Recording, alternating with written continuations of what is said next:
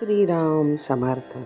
सद्गुरू श्री ब्रह्मचैतन्य महाराज गोंदवलेकर यांचे प्रवचन दिनांक 22 जानेवारी.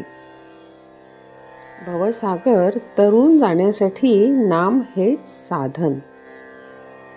नाम हे स्वतः सिद्ध आहे, म्हणूनच ते अत्यंत उपाधिरहित आहे. नाम घेताना आपण पुष्कळदा त्याच्या मागे उपाधी लावतो. उदाहरणार्थ, आपण ऐहिक सुखाच्या प्राप्तीकरिता नाम घेतो किंवा मी नाम घेतो ही अहंकाराची भावना बाळगतो. या उपाधीमुळे आपल्या प्रगतीला बरेच अडथळे येतात. म्हणून नामाकरिताच नामस्मरण करावे आणि तेही सद्गुरूच आपल्याकडून करवून घेतात या भावनेने करावे. त्या योगाने अहंकार नष्ट होऊन शरणागती येईल. शरणागती यायला रामनाम हाच रामबाण उपाय आहे, तो आपण करावा. नामाचा महिमा वाचेने सांगणे अशक्य आहे, पण हे सांगण्याकरिता तरी बोलावे लागते इतकेच. मनुष्य प्राणी भवसागरात गटांगळ्या खातो आहे. समुद्रातून तरुण जाण्यासाठी जशी नाव, तसे भवसागरातून तरुण जाण्यासाठी भगवंताचे नाम आहे. फक्त एकच दक्षता घेणे जरूर आहे, तीही की नावेत समुद्राचे पाणी येऊ देऊ नये, नाहीतर नावेसकट आपण बुडून जाऊ.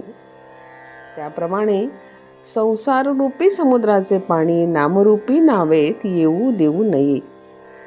म्हणजे कोणत्याही प्रापंचिक अडचणीमुळे नामात व्यत्यय येऊ देऊ नये. तसेच नामाचा उपयोग संसारातल्या अडचणी दूर होण्याकरिता व्हावा, ही बुद्धी न ठेवता नामाकरिताच नाम घ्यावे. म्हणजे नावेत पाणी न शिरता सुखरूपपणे पैलतीराला म्हणजे भगवंतापर्यंत पोहोचता येते.